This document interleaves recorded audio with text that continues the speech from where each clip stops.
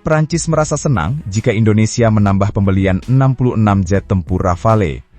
Alasannya, karena Prancis menganggap Indonesia sebagai negara istimewa, kemungkinan karena faktor strategis seperti kerjasama militer, posisi geopolitik Indonesia, atau hubungan diplomatik yang semakin erat. Para pecinta dunia dirgantara, pernahkah Anda bertanya, apa yang sebenarnya mendorong Indonesia terus memperluas armada jet tempurnya? Apakah sekadar unjuk kekuatan, atau ada strategi udara yang lebih kompleks sedang dirajut di balik kabin Rafale itu? Nah, kabar terbaru yang berembus dari media pertahanan internasional menyebutkan bahwa Indonesia bakal nambah koleksi Rafale dari Prancis. Iya betul, jet tempur Rafale yang kece itu, yang bisa gonta-ganti peran mulai dari udara ke darat, sampai bikin pesawat lain minder gara-gara radar canggihnya. Katanya bakal nambah 2 lusin lagi. Damn, 2 lusin bro, bukan 2 biji. Itu artinya 24 unit. Jadi gini ceritanya. Menurut Army Recognition, ada rencana besar yang mungkin disahkan saat Presiden Prabowo Subianto bertandang ke Paris tanggal 14 Juli 2025 nanti sebagai tamu kehormatan di Hari Bastille. Itu loh perayaan revolusi rakyat Prancis. Bukan cuma tamu, tapi tamu VIP yang disambut pakai parade militer dan croissant. Tadinya sih rencana beli Rafale ini cuma 12 biji aja, diumumkan waktu pertemuan bilateral bulan Mei. Tapi kayaknya waktu itu Prancis ngasih bonus tester croissant isi Nutella atau baguette isi Rafale, jadi Indonesia nambah jadi 24 pesawat. Entah karena pesawatnya bagus, atau karena negosiasinya pakai bahasa Prancis yang bikin luluh. Dan ini bukan belanja iseng ya, ini bagian dari grand strategi Jakarta buat memperkuat angkatan udara, sekaligus mempererat jabat tangan strategis dengan Paris. Di tengah situasi kawasan yang makin panas, mulai dari ketegangan Laut Cina Selatan, sampai isu perebutan pengaruh antara Tiongkok dan Amerika Serikat, Indonesia pengen punya posisi tawar yang lebih garang. Dengan penambahan ini, jumlah Rafale Indonesia bisa tembus 66 unit. Wih, bukan main. Kalau ini terus lanjut, bisa-bisa kita jadi pemilik Rafale terbanyak di luar Eropa. Bahkan bisa ngalahin koleksi pesawat milik negara-negara NATO yang langganan beli di dealer Dassault. Tapi tunggu dulu, ini bukan sekadar beli pesawat loh, ini juga ada kode keras dari Prancis. Mereka melihat Indonesia bukan sekadar pembeli, tapi mitra strategis utama di kawasan Indo-Pasifik. Kita tuh kayak pemain tengah di pertandingan bola dunia, gak ikut perang, tapi penguasaan bolanya mantap dan disegani. Prancis sendiri sudah mengunci niat jadi pemain utama di Indo-Pasifik sejak tahun 2019. Kenapa? Karena mereka punya pulau-pulau kecil nan eksotik kayak Réunion, Mayotte, sampai Polinesia Prancis. Jadi walaupun negaranya jauh di Eropa, mereka merasa punya tanah jajahan zaman now di Samudra Hindia dan Pasifik. Mereka perlu teman yang tangguh dan bisa diajak kerjasama di kawasan ini. Dan siapa kandidatnya? Yap, kita, Indonesia. Bayangin, dari 17.000 pulau, 275 juta penduduk, dan lokasi strategis di simpang Samudra Hindia dan Pasifik, Indonesia itu ibarat pintu tol penghubung perdagangan dunia. Dan jangan lupa, kita punya zona ekonomi eksklusif lebih dari 6 juta kilometer persegi. Luasnya bisa bikin tukang survei laut pusing. Apalagi posisi kita dekat banget sama Selat Malaka, jalur dagang super vital yang bikin negara-negara besar deg-degan tiap kali ada konflik. Makanya, Prancis ingin kita jadi partner tetap, bukan cuma tamu undangan waktu Hari Bastille doan.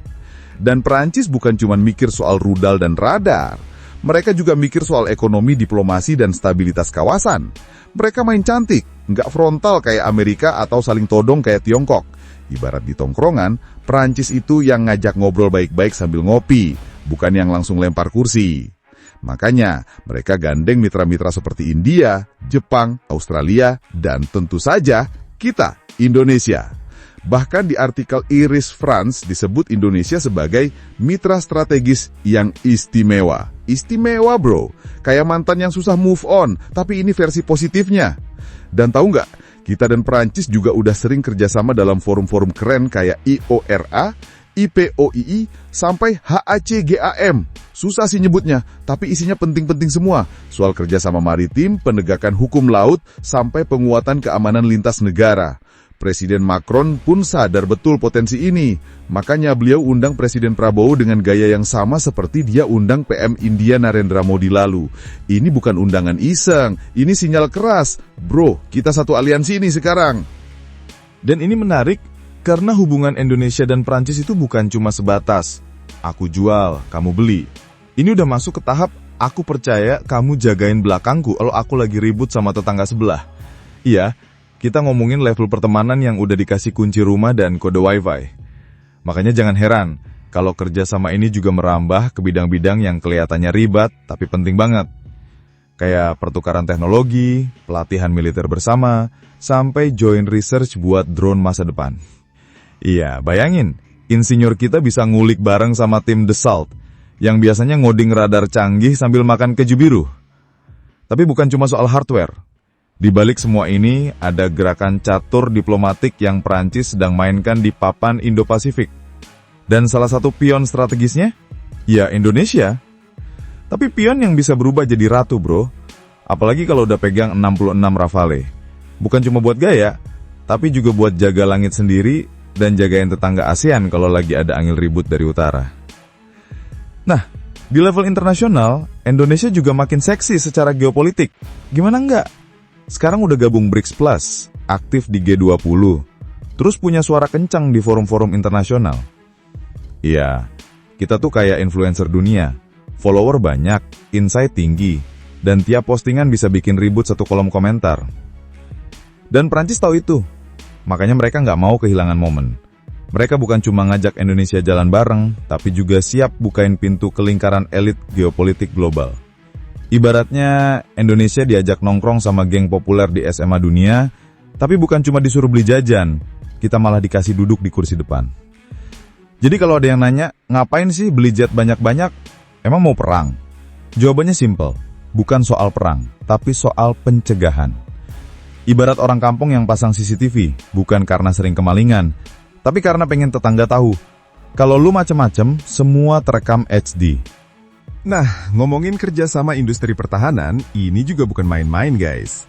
Indonesia sekarang nggak cuma beli dan pasang, tapi juga belajar dan kalau bisa, bikin. Beberapa rumor yang agak valid menyebut bahwa dalam paket pembelian Rafale itu, Indonesia juga minta oleh-oleh berupa transfer teknologi. Jadi bukan cuma dapat jet, tapi juga bisa ngintip dapurnya Dassault. Minimal dapur bagian bikin baut sayap dan sistem avioniknya lah. Siapa tahu nanti ada teknisi dari Bandung yang pas pulang bilang, gua habis nyolder ada Rafale bro.